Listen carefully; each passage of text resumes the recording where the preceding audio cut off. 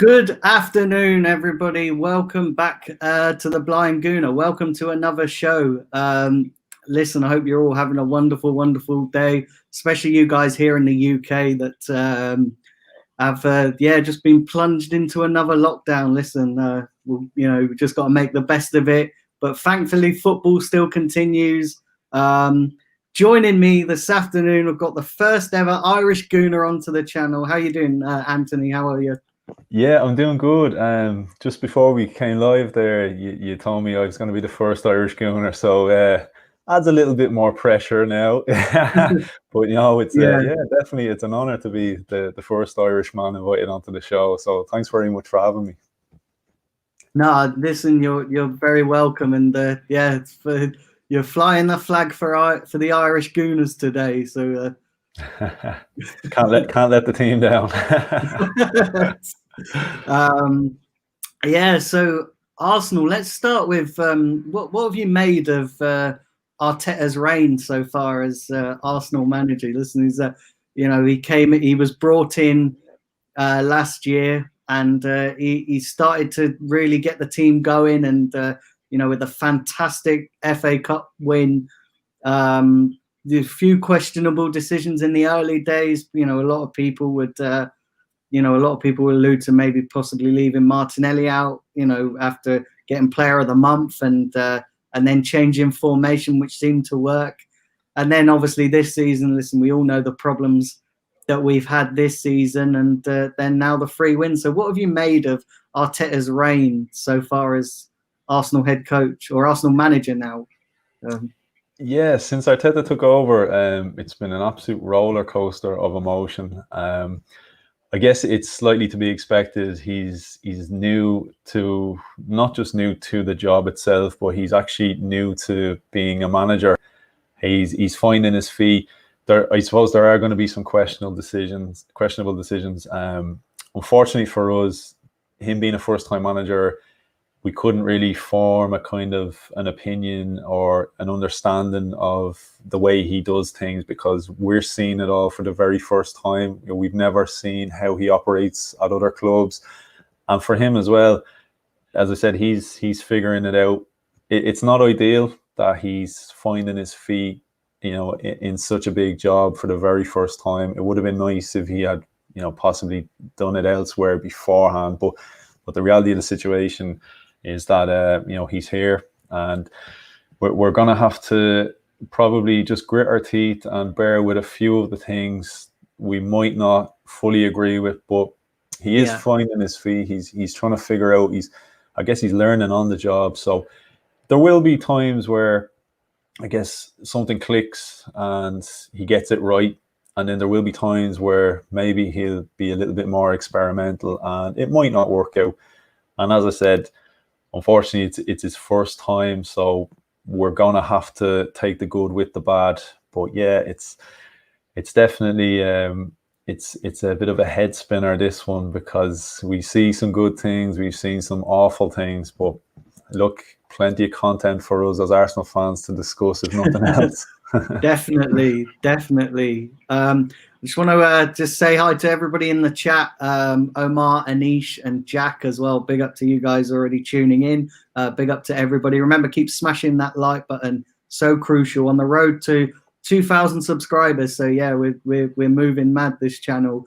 So how do you did you want Arteta as manager when we were linked with him? Were you sort of, were you in favour of it, or were you sort of like a majority of Arsenal fans felt that we needed a more experienced manager to come in and steady the ship, because it's a big job at Arsenal, that not even without the problems that we've been having, it's a massive job, and then for a first time manager or coach, it's very difficult. And then you add into the fact that we have got so much problems. The squad is so imbalanced with the wrong type of players. Were you a little bit dubious of Arteta, or were you sort of one of these people that looked on it and go, hey, he's worked under Pep, maybe he's got some qualities? Yeah, initially when he was first linked with the job, just before Unai Emery was appointed, I would have been a bit skeptical about the appointment. It was a big job to take over from Wenger. You know, a guy who's there 22 years. It's a big step for the first man to take charge. So when Arteta's name first popped up, I would have sort of said I'd like a more experienced guy to come in, because there's going to be a period of change. There's going to be a lot of, you know, steadying the ship, and like that, the squad wasn't exactly left in the best of shape for anyone coming in. So I wouldn't have felt too comfortable with that going on the shoulders of a man that's never been in that situation before. So at the time, I was more than happy to see a guy with the pedigree of Emery get the job. You know, who had the track record. He's managed some big clubs, PSG. He's managed around the world, and he's managed like Sevilla. I think he was at Spartak Moscow. So he's been around a bit. He's had success. He was very successful with Sevilla. That kind of a guy, I think, fit the profile of, at the time, what I would have been looking for. Now that we've seen how things ended up with Emery, and second time around, I kind of said, look, what have we got to lose at this stage? You know, we could just give the guy a shot, because you put an experienced guy in there. He wasn't exactly able to turn it around. So I thought, look, we'll give him a shot. If it doesn't work out, I'd rather we didn't go down the kind of Chelsea route where you're almost sacking a coach every season. But you didn't really have to make too long-term a commitment with Arteta. So I was happy enough. Again, ideally, I would have liked him to have had a bit more experience. I know he's worked under Pep, and you know, they were singing his praises, and you know, they rated him. But again, it's a big step to go from, you know, someone's assistant to, you know, a full-on manager. And I think as well, it seemed like the best thing at the beginning of the season when he got that promotion from coach to manager. But in hindsight, looking back at that now, I think that's too big a step too soon. I think they should have just allowed him to concentrate on the coaching aspect and not so much, you know, the other bits and pieces going on at the club. I think you got to give him a couple of seasons to really, you know, find his feet. And we need him to get it right on the pitch before he starts taking on the extra responsibilities. Yeah. So yeah, it's a tough one. But look, I am in support of Arteta. I want to see him do well. Like, to me, he's a likable coach. I know probably not everyone agrees, but I think he looks the part. He speaks well. I think he has the right ideas, but as you said, it's the squad as well, I think, is a big part of the issue. And I think until that squad is sorted out, I think anybody is gonna encounter the same kind of problems. Yeah, I think what a lot of people will say, and you know, Arteta's, and certainly when I look at Arteta and I look at his decision making, you know, some of the decisions that he's taken since he's been in charge, you know, just kind of don't make sense.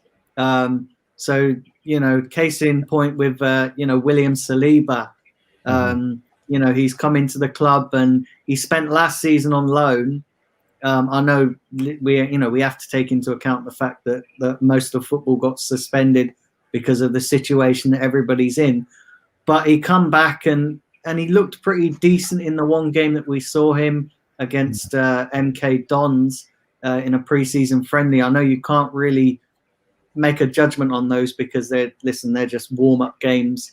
Yeah. And then, you know, everyone, when we signed Gabriel, it was, you know, everyone thought that Saliba would partner Gabriel, and he's not really been given a chance.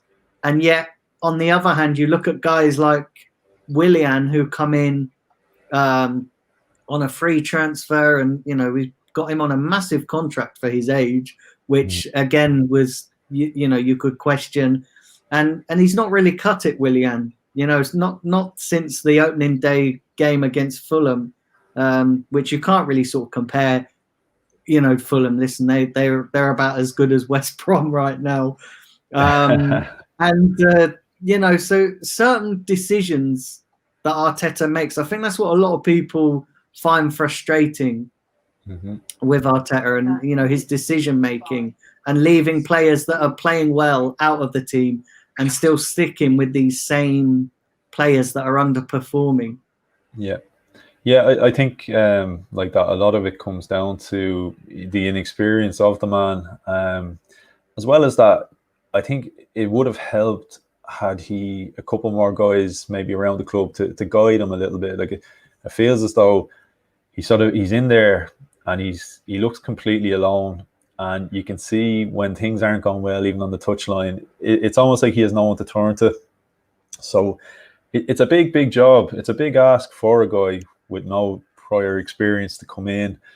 And as I said, the mistakes he's going to make, unfortunately, he's going to make for the first time at Arsenal, and it's us that we're going to have to witness and live with them. The likes of the Saliba decision, I don't know. There has to be something going on in the background that the club isn't giving us an awful lot, but that one I just can't understand. I know in a sense you could say he was an Unai Emery signing, not necessarily an Arteta player. I can only presume Arteta just doesn't rate him and just doesn't feel he's ready. But at the same time, this is what Europa League is for. This is what maybe Carabao Cup is for. Give the guys a chance. And that, like, the fact that he hasn't even kicked the ball for the first team, it does seem crazy. And now that he's gone out on loan, alone is probably the best decision. But why back to France? To me, I think he's sent him back to France because maybe that's back to his comfort zone, back playing in Ligue 1, and he doesn't need to readjust or settle. And possibly he's just trying to put him back in the shop window now with view to a sale, because I can't imagine you would be loaning him back to the French league as opposed to keeping him maybe playing in England, where you want him to adjust to the style and he's still getting the grips with the language and the culture and stuff like that. I can't see why you'd send him back to France. It just, to me, it doesn't make sense. So there are questionable decisions. Willian as well. I'm hoping that the likes of the Willian decision, I'm hoping that was a lot to do with before Raul Sanllehi left the club, because I did hear talk about Willian being mentioned before Raul left.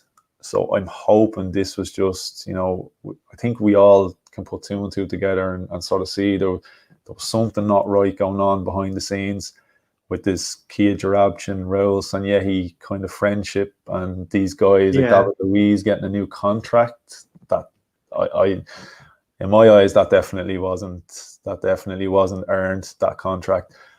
No, I'm hoping this Willian thing was a result of maybe it was Raul's final kind of decision before he was gone out the door, and hopefully going forward it's 100% Arteta's say now, but we'll see. Yeah, definitely. Big up Frankie and Shannon also in the chat. Big up to you guys, and big up to James as well, and Mike. So yeah, big up to everybody in the chat. Remember, keep smashing that like button. It's so important. Yeah, that's and with Raul Sanllehi, that he kind of left the club at the worst possible time, didn't he? Or maybe listen. I personally believe that he was. I think he was sacked because of the Pepe deal. I think there was a lot of reports suggesting that it might have been a bit not a clean deal, and we definitely paid over the odds for Pepe. I believe that we paid way over the odds, and he's definitely not a £72 million signing. No, not even close.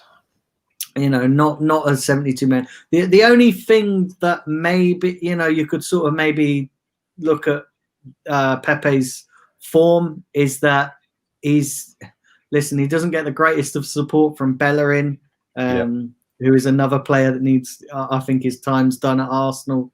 But yeah, what's your take on the whole Raul Sanllehi situation and the situation with the Pepe deal? Yeah, well, first of all, I was more than happy to see Raul, as they say, mutually accept to leave the club.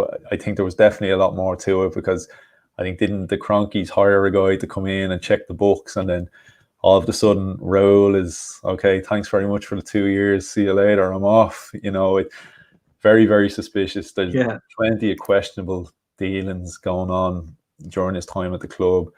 And it was only the more I kind of looked into Raul saying, he's time at Barcelona, you could see there was similar going on, at Barcelona. They made a lot of silly transfers as well. So I think, starting fresh, it's tough now because he's obviously, it was a big gap to fill now, his job. But look, we'd rather have someone in there that's got the club's best interests rather than, his own pockets or, looking after his friend Kia. So yeah, good luck to Raul. But the likes of the Pepe deal, I think it's evident to everybody. I think even Lille were surprised with that deal, with the 72 million. Like, with Pepe, he's not a bad player. He's gonna get a bad rap because of his price tag. He's inconsistent. He's not a 72 million pound player. He doesn't carry himself like a 72 million pound player. I don't think he has that confidence that he even believes he's a 72 million pound player. Maybe if we got him for about 20 million, we'd be talking about him completely different. But the reality of the situation is we paid a fortune, and so far we haven't got the return. So look, that was a very, very questionable decision. Yeah. Big up MN, big up Tubbs as well in the chat. Cheddars, I can see you there as well. And Frankie also. Do you just want to tell everybody about the name of your podcast? Frankie said, where did you get the name Republic of Arsenal from? Yeah, well, look, there wasn't an awful lot of thought gone into it on my part. I'm from the Republic of Ireland. I support Arsenal, so Republic of Arsenal kind of made sense to me. So it was simple enough. Yeah, and there's a comment here, and we're going to come on to this as well.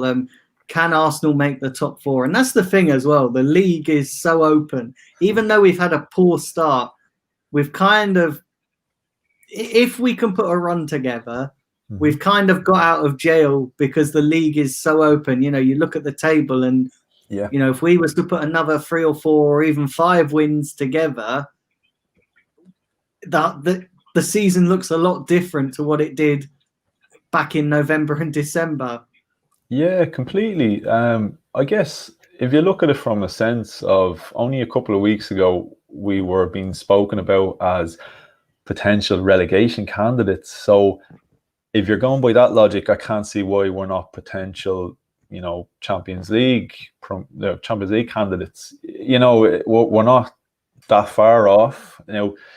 Whether I personally believe our squad is strong enough to finish out the season and get Champions League, I'm not fully sure. I think we probably do well to get the Europa League places. But again, the season that it is, it's crazy. Like, anyone seems to be able to beat anybody this season, and it's still so open. Like, generally at this kind of time of the year, in around the Christmas period, you sort of know who are your sort of contenders for the league title. Aside from maybe knowing that Sheffield United and West Brom are fairly nailed on to go down, aside from that, it's all open. The whole table is open. Anyone could finish almost anywhere. Technically, we're only 10 points off the top, and I'm not saying we're going to win the league, but if we were relegation candidates one week, then look, surely we've got to be in there with a shout of European qualification. Be it Champions League or Europa League, we just have to wait and see. Yeah, and that's the thing as well.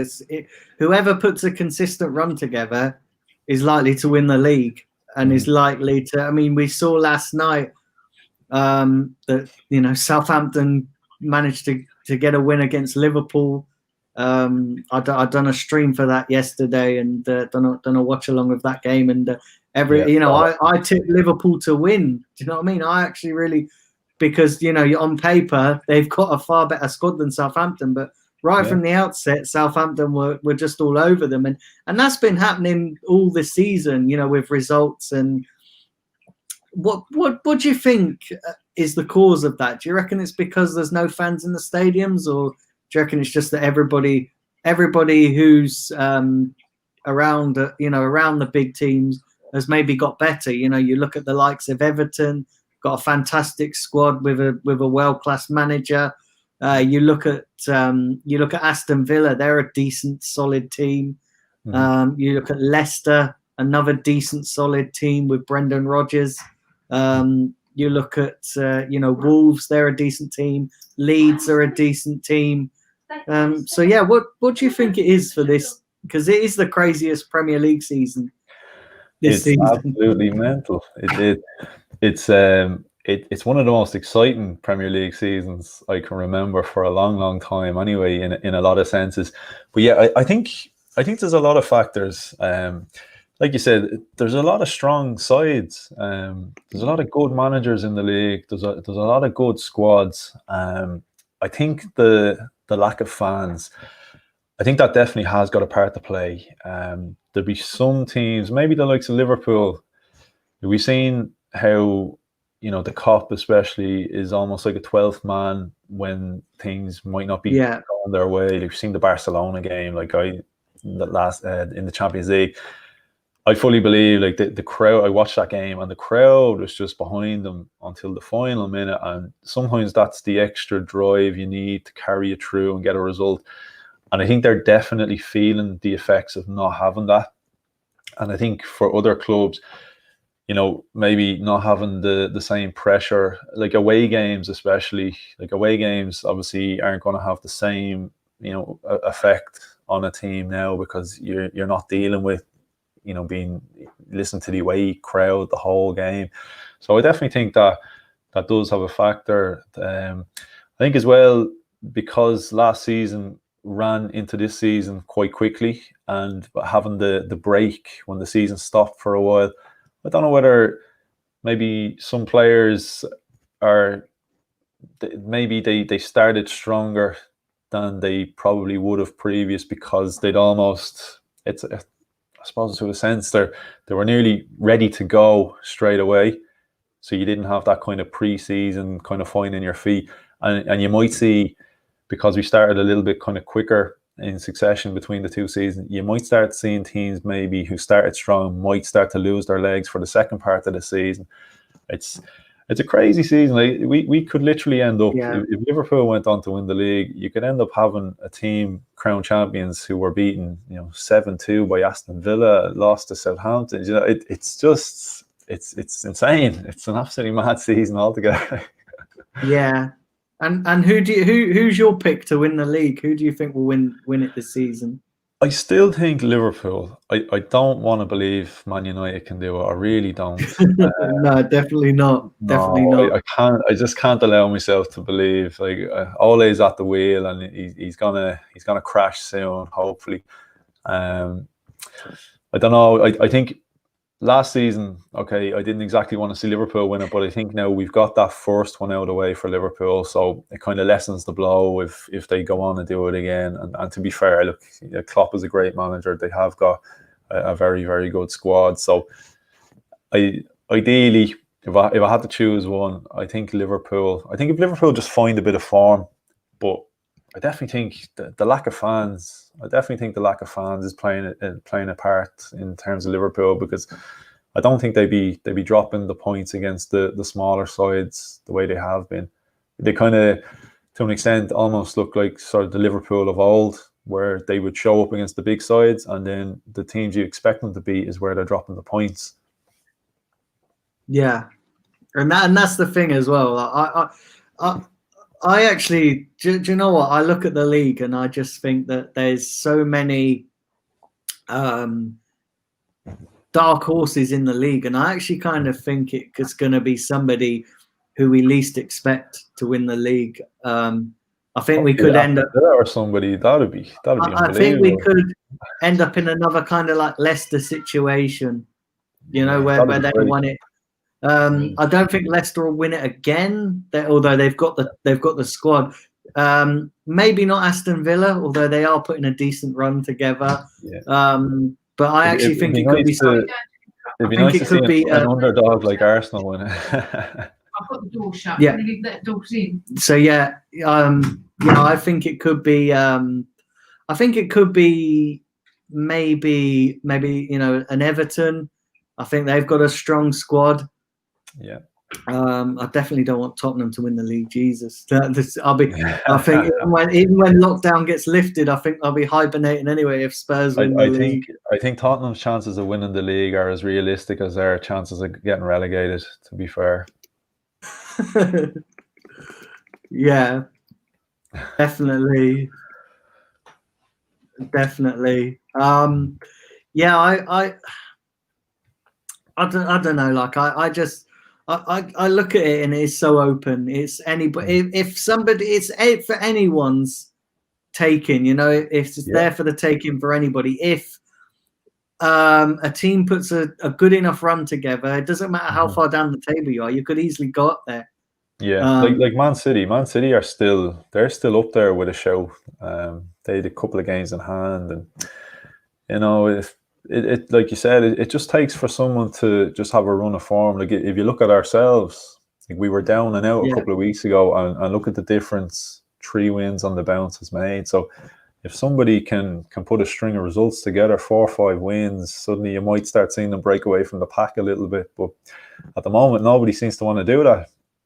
Yeah, and where do you realistically think we'll finish? I would like to say we would finish at least in the Europa League, maybe 6th. If you'd asked me that question a couple of weeks ago, I would have said we'd be doing well to finish maybe 13th, 14th. So me being as optimistic as I can be, I'm gonna say we're gonna finish 6th. Yeah. Yeah, I think a lot of people predicted that, even though you always hope to get in those Champions League spots, to get the Champions League, because that it's so vital that we do get back into the top European competition. Yeah, we've been in the Europa League long enough now. The gloss is wearing off of the Europa League. Yeah, funny enough, like a part of me does like the Europa League. I know people hate it, but the way I look at it is like I'd rather be in it than not be in it. I know it can be a bit of an inconvenience, the Thursday night games and that, but for me personally, it's easier for me to get a Thursday night off when I am working to go watch an Arsenal Europa League game than it is to get a Saturday Premier League. So it suits me down to the ground having a Thursday night. I don't need to worry right now because of the pandemic and that. But but look, it's beneficial. Whether you love it or hate the Europa League, it is beneficial, and we've been able to blood the youngsters with the competition. So it definitely does have its benefits, because if not for that, we probably wouldn't have the likes of Saka, Martinelli, Smith Rowe, these kind of guys, getting their minutes and being able to showcase their talents a little bit. Yeah, that's and. The thing I find about the Europa League is it doesn't get interesting until the knockout stages. Like the group games, I tell you something. Go into an Arsenal game. I'm a season ticket holder, so go into an Arsenal game on a Thursday night where it's just a dead rubber. It's hard. Yeah. It really is hard. I can imagine. I'm absolutely raging though, because of all the seasons for Arsenal to be drawn in a group with an Irish club and you can't go to the game.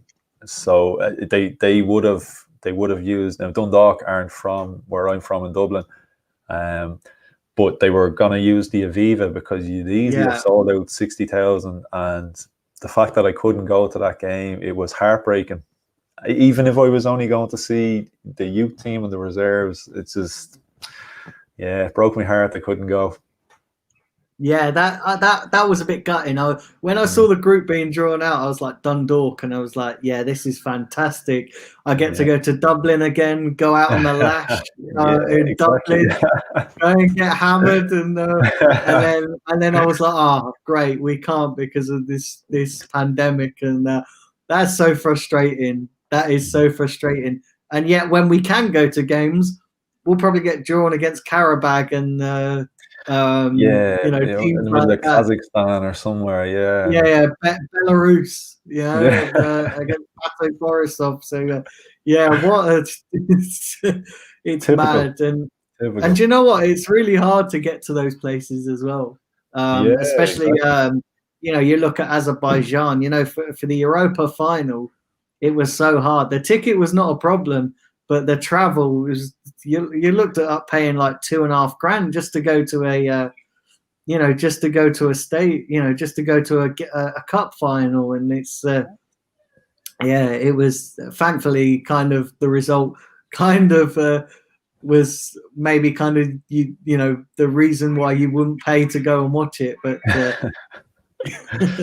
Yeah. um, It was a but crazy decision to have that game in Azerbaijan, especially when they had the security issues. Like Mkhitaryan couldn't even travel. It was just a mad decision. yeah, yeah. They should But have held yeah, it in Dublin for easier. big up everybody, big up Leicester Fan TV in the building as well. So yeah, good to see you here. Listen, I'll be in touch with you at some point, Leicester Fan TV, and try and get you on the show. I think we got Leicester coming up in a couple of weeks. I think it's like the next month or something. Yeah. But yeah, I'll look to get you guys on for a bit of a preview of that game. But yeah, big up. Nice to see all the regular fan channels in the chat. So yeah, like, let's move on to transfers. And what do you think? What can you see us doing in this transfer window? You know, the window's open. Yeah. Yeah. What do you think should be our priority? Because some people say it's getting players in. Some people say it's getting players out. Some people say we need to get a creative midfielder. Me personally, I want to see us shift out some of these dead players that are not going to play. Yeah, definitely. I think it's almost as important to remove some of those players as it is to make some signings. I think an ideal kind of transfer window for me, if we could remove, there's a list of probably 12 or 13 players I would like to see gone, but being realistic, if we could get rid of maybe 3 or 4 and maybe make 1 or 2 solid additions, not additions for the sake of them. They've got to be players who are, you know, a better standard than what we currently possess. Otherwise, we're probably going to be in the same situation next season where we're going, we need to shift these players off as well. So if we could remove, we've too many centre backs for a start. We've seen Kolasinac is gone out on loan, so that helps. But if we could remove, say, Socrates, Mustafi, realistically, these guys aren't going to play. They're gone at the end of the season anyway. They're taking up big money. Even if you could come to an agreement, just terminate the contracts, give them a free transfer, the money you'd save alone on wages is almost like a minimal transfer fee. You probably save about 2 million or so for each player, the crazy money that they're on. So we can get rid of a couple like that. I don't think Ozil's going anywhere till at least the end of the season. So I'd be one of those that I'm ready just to see him gone at this stage. I'm over the whole Ozil saga, so I'm kind of looking forward to that one just being done. And if we could bring in 1 or 2, again, there's a lot of players I'd like to bring in. I think I'm hoping now we're only sitting 11th in the table. I know it's not amazing, but we're not a million miles off. Like we're 3 points off, you know, kind of being back in the mix for Europe. So I'm hoping now any targets we might have had, you know, are a bit more realistic now, as opposed to the targets we might have had a couple of weeks ago when they would have been saying, hang on, you're 15th, 16th in the table. You haven't won in 7 games or whatever it was. No, you're okay. Like, at least now you can see, okay, there's a bit of progression there. So hopefully any guys we might come in for might say, okay, Arsenal turned the corner. They're in a little bit better shape, so it's a bit more realistic. So maybe I like Buendia. I liked Buendia a lot when I heard 14 million being mentioned. I literally, just before I came on here, I've seen 40 million being mentioned. I don't know if I like Buendia at 40 million. I'm hoping that's just maybe a bit of media talk, or maybe Norwich trying to bump up the price a little bit, thinking, Arsenal are desperate for a creative player. But with Smith Rowe making a bit of a breakthrough, I don't think we're as desperate as we were a couple of weeks ago. But again, I would like an addition in that position, because although Smith Rowe is looking very, very promising, we can't just have Smith Rowe. He needs time to rest. He's still a young player. We can't burn him out. So we do need someone else to come in to play with him. So yeah, like I said, for me, a good window, maybe 1 or 2 additions, a solid defender, or else a good partner for maybe Thomas Partey. I don't think it's realistic to make 3 or 4 signings. So we can get 2 in and maybe about 3 or 4 out. I'd be happy with that. Yeah. And what players would you look to get out? Because there's a lot of, you've got the usual suspects, like Mustafi, Bellerin. Obviously Kolasinac has gone on loan. He's obviously going to leave because his contract is up. Then obviously the big one is obviously Mesut Ozil, which where do you stand on Mesut Ozil as well? Where do you stand?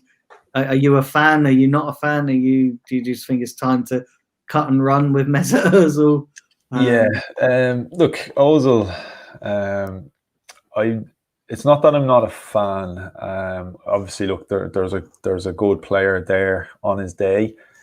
Ozil, to me, over the past couple of seasons, he almost feels a bit like a luxury type of player, as in he's the type of player you add to a side that is already performing, if that makes sense, and he kind of complements that.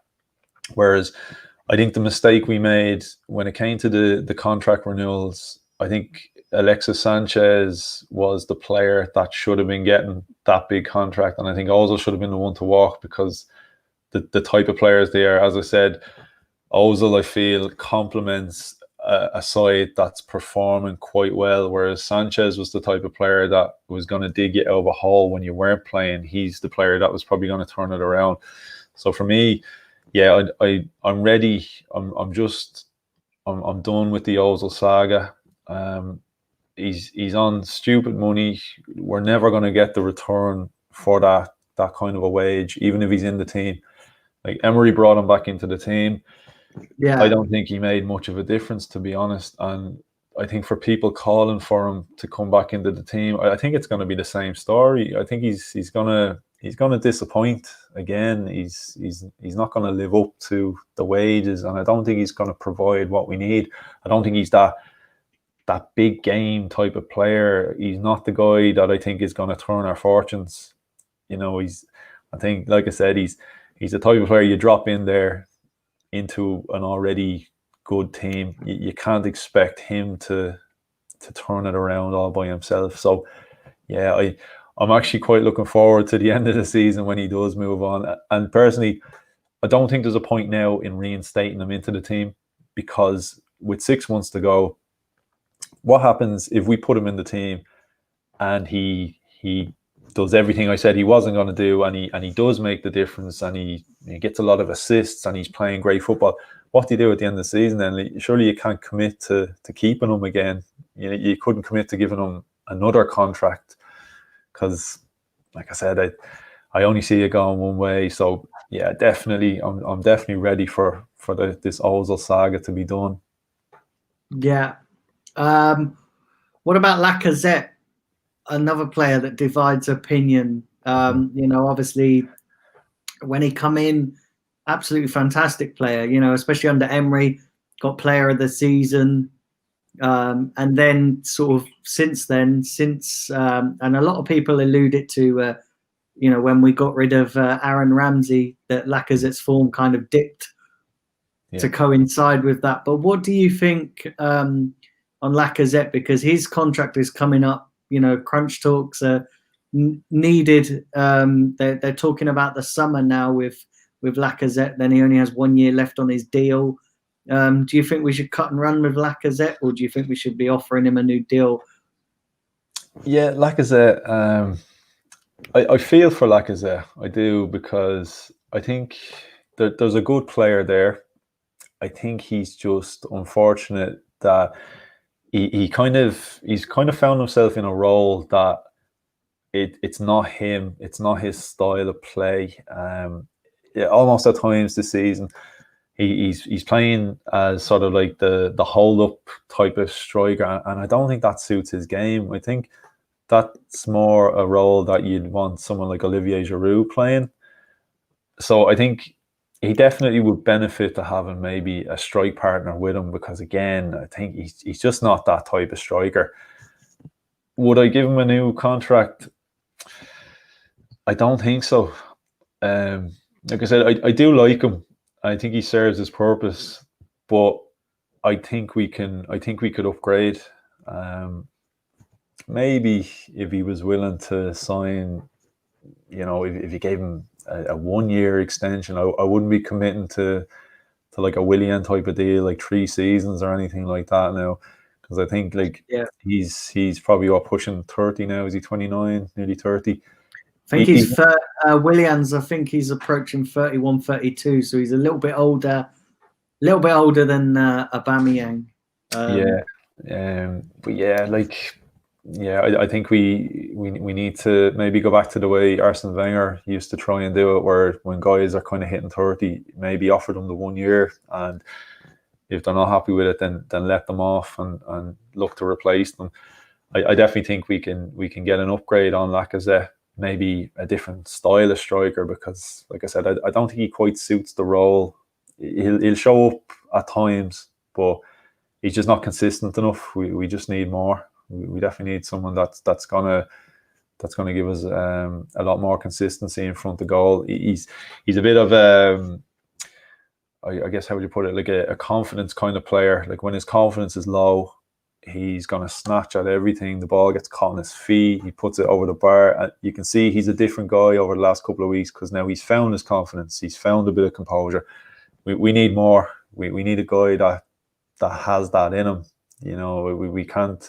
We can't keep carrying players until they find their feet. So I wouldn't renew the contract, if I'm being honest. No, I sort of agree with that, because Lacazette's been by and large poor, and we can definitely get an upgrade, and hats off to him for filling in with the goals, while Aubameyang is out of form. And I don't quite know what's happened with Aubameyang this season.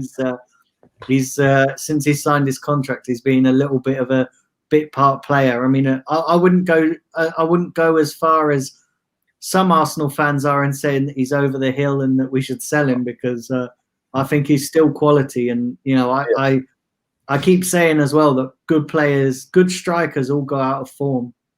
All good strikers go out of form. And listen, Aubameyang still has a lot to offer. Yeah, 100%. Yeah, I definitely wouldn't write Aubameyang off like that.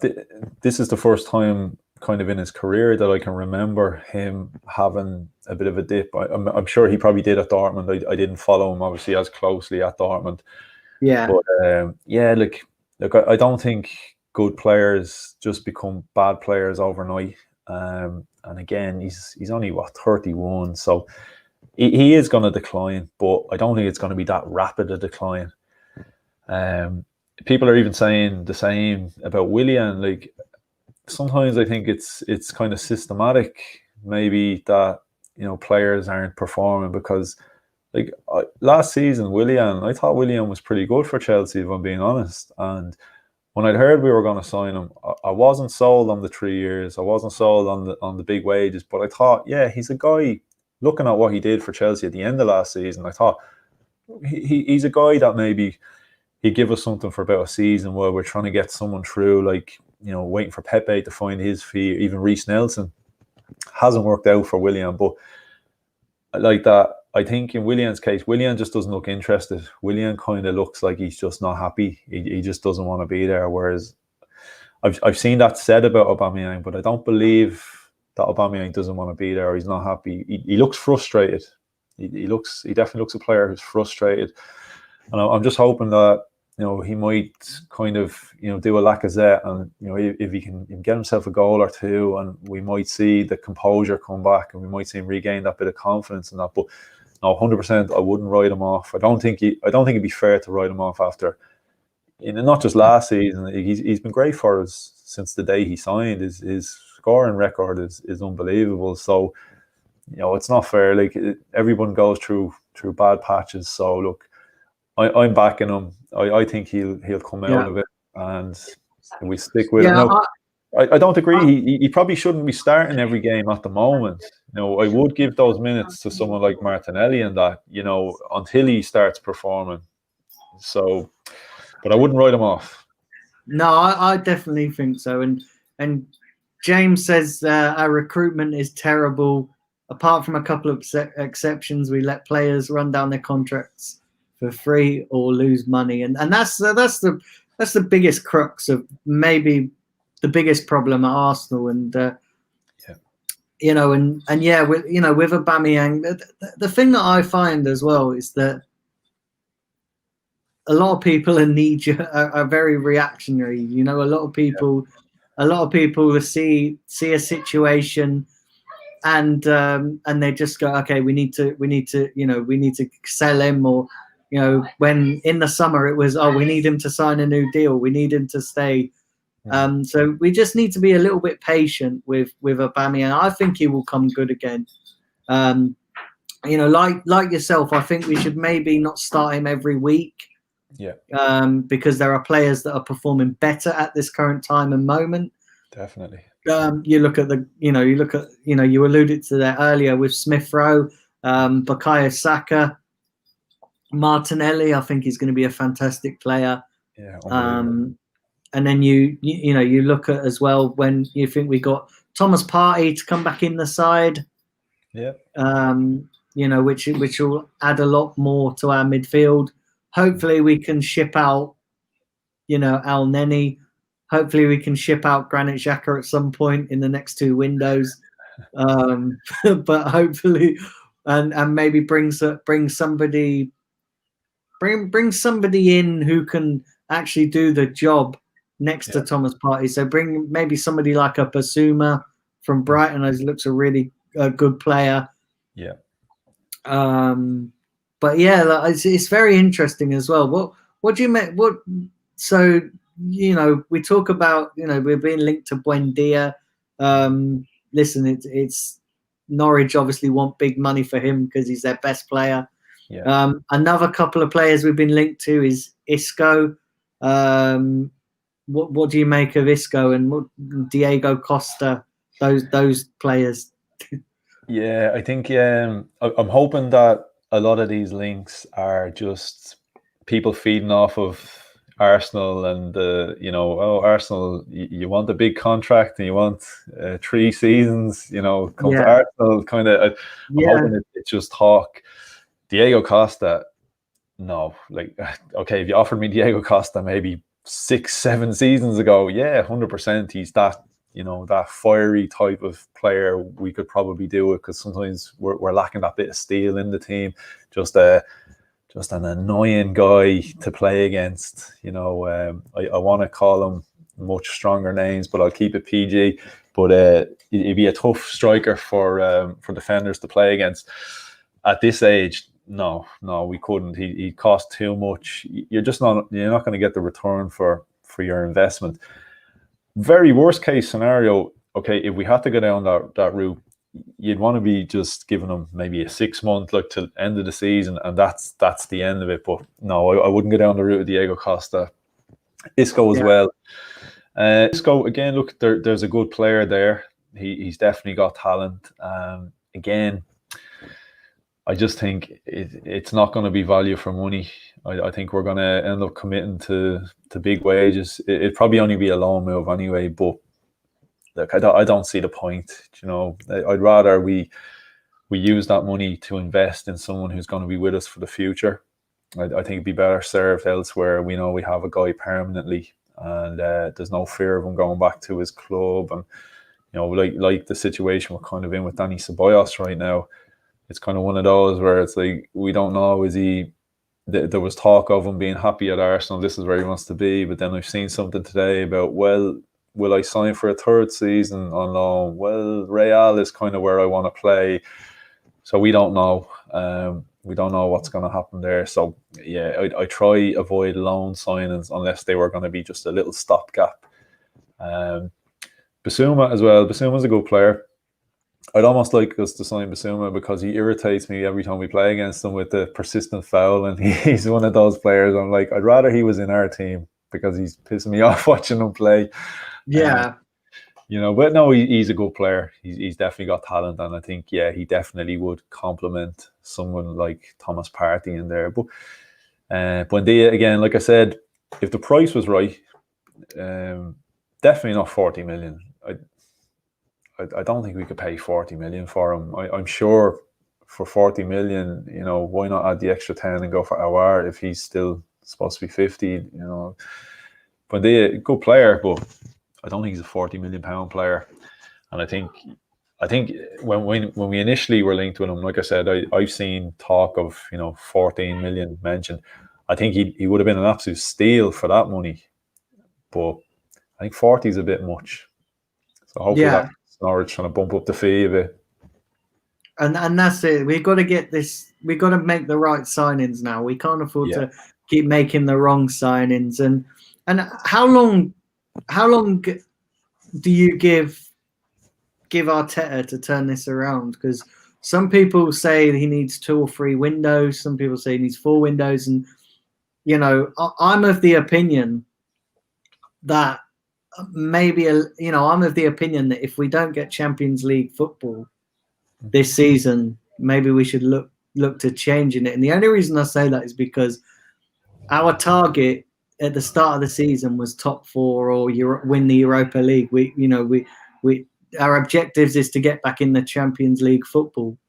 So if we don't hit our targets, we then go another season without Champions League football, which then the whole thing starts again. And I just think now we need to be ruthless. If we get Champions League football, fair play, he gets a bit longer. But I don't think we can just get by another season where winning the FA Cup is all that we can achieve. I think we've been there, done that. We've done that under Arsene Wenger, and it's kind of saved his job on more than one occasion.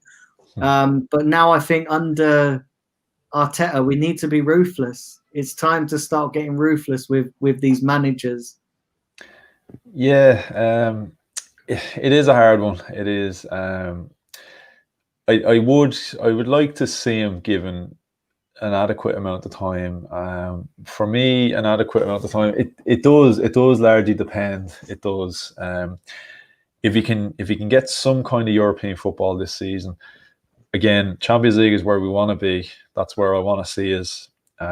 If he only makes Europa League, but I can see a change in the team and I can see a push and I can see what he's trying to do, I think I'd afford him maybe a little bit more time. I think as well, we've got to start seeing something from the owners. I think we've got to see a sign from the owners that they're willing to back him as well. It is going to be a tough job. Like I said, you can't go into January and expect to get rid of the 10 plus players that we kind of all would like to replace. It's just not realistic. It's going to take probably 2-3 windows maybe at the least. We have a lot of guys sitting there on big money who are comfortable and they're going nowhere. At least at the end of the season, we have a handful of those gone, whether they like it or not. But yeah, like, are the Cronkies going to give Arteta the money to bring in who he wants to bring in, or is he going to have to get by, and is he going to have to sign players that maybe aren't of the required standard? I think if that's the case, I just think you could probably remove Arteta and you can stick anybody in there, and if the management upstairs don't change how they operate, the next guy is probably going to have the exact same problem, and we're probably going to be replacing the coach every season or two until the day that the owners decide to do things differently. Yeah. Do do you think it's do you think the owners are the biggest problem at this club, or do you think because I look at the owners and they are a problem, but then I look at the money that they've given us, and they have given us money. You know, when you look at all the players that we've signed, I think it's maybe because listen, we know that the owners don't know anything about football. You know, you could go to Stan Kroenke and say, listen, I'd like you to sign you know, this guy from West Brom, he's really talented, and they would turn around and go, oh, okay, yeah, we trust your judgment. You know, because they don't know the good players and anything about them. So I actually kind of think maybe the recruitment team has done us more harm than the owners. Listen, the owners ain't going anywhere, you know, and I talk about a lot of people trying to get the owners out. The owners aren't going anywhere because they own the whole club now. I think we should be looking at the recruitment and the manager is the biggest key, in my opinion, to turning things around. Yeah, no, I would agree. The only thing I would say is, in terms of the owner, it's the owners who appoint these guys, you know, in the recruitment team, and it's up to them. This is where I think you have an issue, where you have an owner who doesn't know. He doesn't know who these people are. He doesn't know, you know, he doesn't know who's the best people to put in place for the best results. This is where we have a serious conflict with our owners.